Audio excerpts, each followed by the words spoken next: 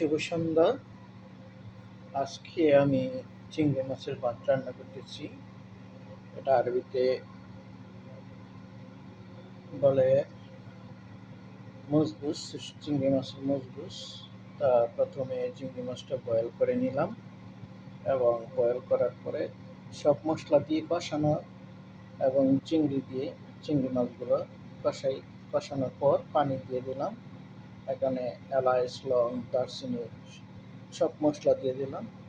তারপর সিদ্ধ হওয়ার পরে বেশি করে পেঁয়াজ দিয়ে একটা ভাজি তৈরি করলাম, দেখতেছেন ভাজিটা, এবং ওই পানিটা রেখে দিলাম। ওই পানি দিয়ে আবার ভাত রান্না করলাম।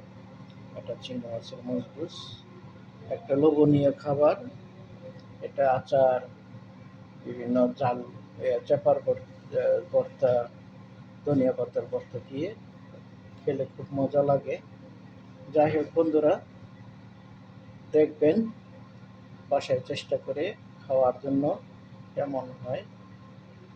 তা আপনাদের জন্য এটা সহজ হবে। যদি না পারেন রেসিপিটা আমি বলে দেব, আপনারা সেভাবে রান্না করবেন। ঠিক আছে?